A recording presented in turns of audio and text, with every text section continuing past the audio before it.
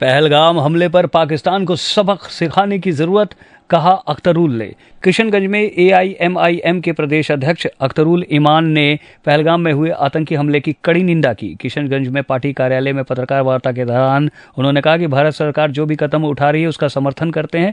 अख्तरुल ईमान ने कहा कि पहलगाम में जो कायराना हरकत हुई है उसके बाद पाकिस्तान को सबक सिखाना जरूरी है। पाकिस्तान अपनी अंदरूनी हालत नहीं सुधार पा रहा और हिंदुस्तान से लड़ने की बात कर रहा है। उन्होंने कहा कि पाकिस्तान के नेता अपनी कमजोरी छुपाने के लिए शैतानी हरकत कर रहे हैं। ये जालिम लोग हैं। भारत की सेना पाकिस्तान को जवाब देने में पूरी तरह सक्षम है। देश की एकता और अखंडता को बनाए रखने के लिए सरकार जो भी कदम उठाएगी उसका सभी देशवासियों को समर्थन करना चाहिए। अख्तरुल ईमान ने कहा कि हत्या सिर्फ निर्दोष नागरिकों की नहीं बल्कि कश्मीरियत की भी हत्या हुई है। सुरक्षा में चूक को लेकर उन्होंने मोदी सरकार पर निशाना साधा। उन्होंने कहा कि पहलगाम संवेदनशील स्थान था, फिर भी चूक कैसे हुई, इस पर सरकार को जवाब देना चाहिए। पुलवामा में जो घटना हुआ है इसका सारा चूक जो IB क्या कहते हैं इंटेलिजेंस ब्यूरो जो भी था आपका उसका चूक मानते हैं। उन लोगों पर कार्रवाई होना चाहिए। भारत सरकार का चूक है क्योंकि पुलिस आपका, सेना आपका, अगर कोई आतंकवादी बॉर्डर पास करता है तो आप क्या करते हैं भाई? आपका जिम्मेवारी बनता है, आपका जिम्मेवारी बनता है, आपको जिम्मेवारी स्वीकार करना चाहिए। और जो हिंदू मुसलमान का नारा देता है ये सरासर गलत है। आतंकवाद का कोई जात नहीं होता है, ना मुसलमान होता है, ना हिंदू होता है और ना ही सिख होता है, ना ईसाई होता है। आतंकवाद आतंकवाद है, साफ सीधा होता। आतंकवाद देश का सुरक्षा के लिए हम सबको एक साथ मिलकर लड़ना चाहिए, हम उनके साथ हैं। देखिए सवाल कांग्रेस का नहीं, सवाल देश का है। ये क्या कहते हैं हम लोगों के ऊपर जो काला कानून थोपा गया भारत सरकार द्वारा, हमने देखा कि MIM जो है जोर शोर से मुसलमानों का हक का लड़ाई लड़ रहा है, मुसलमानों का हक का बात करता है। ओवैसी साहब हाउस में यानी पार्लियामेंट में बिल फाड़ दिया तो मैं प्रभावित हो गया। जो हमारा हक का बात करेगा मैं उनके साथ रहना चाहिए। मेरा जमीन अंदर से आवाज़ आया कि नहीं, जो हक का बात करे, जो मुसलमान का बात करे, उनके साथ रहना चाहिए। इसीलिए मैं देश का हालात को देखते हुए हमने पार्टी ज्वाइन किया है। 3 तारीख को आपके ज्वाइन करने के बाद 3 तारीख को बैरिस्टर ओवैसी साहब आपके विधानसभा क्षेत्र में आ रहे हैं। इसको एक तरह का चुनावी आगाज माना जाए? नहीं, देखिए ये चुनावी आगाज नहीं है। ये जो अभी काला कानून हम लोगों के माथे में थोपा गया है, जो वक्फ बिल संशोधन के नाम पर पास किया गया है, ये काला कानून अगर लागू हो जाता है तो हमारा कब्रिस्तान छीने जाएंगे, हमारा मदरसा छीने जाएंगे, हमारा मस्जिदें छीने जाएंगे, हमारा ईदगाह छीने जाएंगे, हमारे जो पूर्वज वक्फ किए थे जमीन वो सरकारी हो जाएंगे।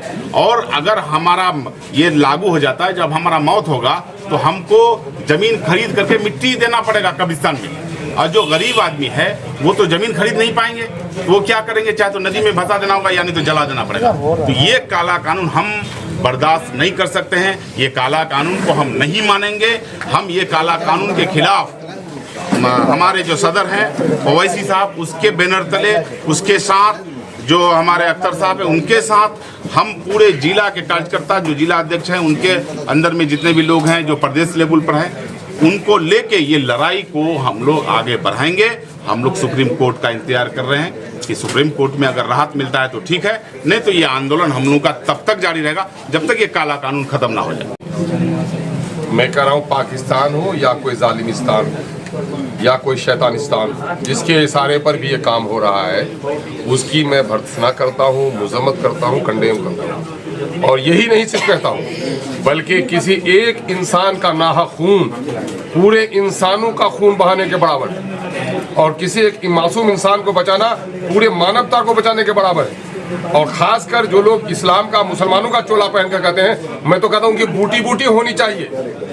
इस्लाम के पैगंबर हजरत मोहम्मद मुस्तफ़ा सल्लल्लाहु अलैहि वसल्लम ने दुनिया में अमन का पैगाम दिया है, मोहब्बत का पैगाम दिया है, वफ़ू दरगुजर का पैगाम दिया है, अदल का पैगाम दिया है और भाईचारगी का पैगाम दिया है। और ये कहा है कि पूरी इंसानियत खुदा का कुंबा है और सारे इंसान एक ही माँ बाप के संतान है। ये तस्वर बहुतों को नहीं होगा, हमारा तो ये तस्वर है हमारा कि सारे इंसान एक माँ बाप के संतान है। इस संसार का सिर्फ ईश्वर ही एक नहीं है बल्कि सारे इंसान एक ही माँ बाप के संतान है। किसी भी इंसान का धर्म कुछ हो सकता है, लेकिन धर्म के नाम पर, जात के नाम पर, क्षेत्र के नाम पर, भाषा के नाम पर किसी का खून बहाए तो ऐसे लोगों को फांसी की नहीं बल्कि उनको टुकड़े टुकड़े में सजा देनी चाहिए, काट काट कर।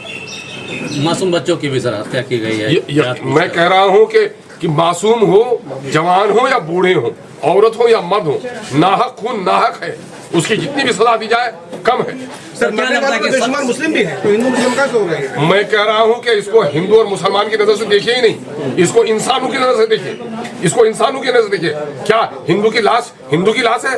रसूलुल्लाह ने यहूदी की लाश आई तो खड़े हो गए, लोगों ने कहा कि वो तो दूसरे मजहब का है, कहा कि वो इंसान नहीं है। क्या मेरा रिश्ता इंसान का रिश्ता है, ये दूसरे लोग हैं, ये शैतान है। जितने बड़े शैतान वो लोग हैं जिन लोगों ने उनकी हत्या की है, उतने बड़े ही शैतान वो लोग हैं जो लोग इसको हिंदू और मुसलमान का रंग दे रहे हैं। ये शैतान भी उससे कम नहीं है, बल्कि ये कहूँ मैं कि तलवारों ने उतनी गर्दन नहीं काटी है जितने कलम ने गर्दन काटी है, बारूद ने भी वो हंगामा नसर को नहीं जलाया है जितना मीडिया के लोगों ने जलाया है। इसलिए इसको हिंदू मुस्लिम के आईना से देखने वाला जितने सजा का मुस्तहिक कोई है, इतने कमीने भी है। सर सर्वदलीय बैठक के बाद भी भारत सरकार कहीं ना कहीं विलम्ब कर रही है। 56 इंच का सीना वाले जो है प्रधानमंत्री वो कहीं कार्रवाई नहीं कर रहे। नहीं, मैं तो ये कह रहा हूँ कि सर्वदलीय बैठक में खुद हुकूमत ने माना है कि मेरा कहीं न कहीं वहाँ पर सिक्योरिटी का जो निज़ाम होना था वो नहीं है। ये इनकी फेलियर है हमारे सरकार के लिए। मैं कह रहा हूँ सरकार कर क्या रही है? एक तरफ रोजगार नहीं दे पा रहे हैं, रुपए की कीमत घट रही है, महंगाई पर काबू नहीं पा रहे हैं, लोग यहाँ जीडीपी का बुरा हाल करके रख दिया, किसानों का बुरा हाल करके रख दिया, एजुकेशन को चौपट करके रख दिया, गरीबी और अमीरी में खाई बढ़ा दी है। सिक्योरिटी का मामला हो, सिक्योरिटी के मामले में ये बीजेपी सरकार चीखने और चिल्लाने वाली है, इसने क्यों ऐसी वो करी? मैं तो कह रहा हूँ कि इसमें अगर नैतिकता होती तो वजीर दाखिला को इस इशू पर कमेटी को रिजाइन करना चाहिए। पाकिस्तान उल्टे आंख दिखा रही है परमाणु मिसाइल। अरे पाकिस्तान की हैसियत क्या है? पाकिस्तान की हैसियत क्या आग दिखाएगी वो, है ना? उसकी कोई औकात है क्या?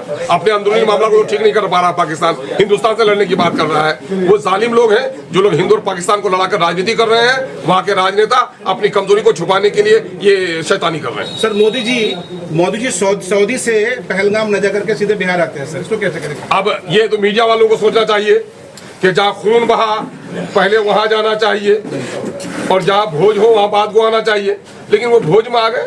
लेकिन जो भी करें, मोदी जो कुछ भी करें, वो सब कुछ ये प्यारे जो उनके हैं, प्यादे जो हैं उनके मोदी मीडिया के लोग, उनके मुंह बंद हैं। वो जो भी करें सच है। वो दिन को रात कहें तो रात मान जाएंगे, क्योंकि चांदी के जूते से ये बात मान जाएंगे। सर पानी रोका गया तो वार के रूप में देखा जाएगा, पाकिस्तान की तरफ से बयान आया, क्या इसको लगता है? ये हमारा नेशनल पॉलिसी है, इसको हमारे ऊपर के लोग तय करेंगे। मैं कह रहा हूँ कि जो कुछ हमारे साथ कोई शरारत करे तो शरारत करनी चाहिए।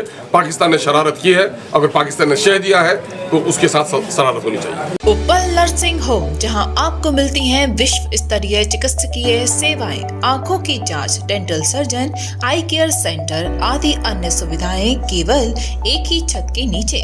उपल नर्सिंग होम, जहां के प्रमुख डॉक्टर्स हैं विशाल उप्पल, डॉक्टर जयती उप्पल, डॉक्टर वीना उप्पल, डॉक्टर RK उप्पल। उपल नर्सिंग होम, शंकर विहार, बैंक कॉलोनी, मथुरा।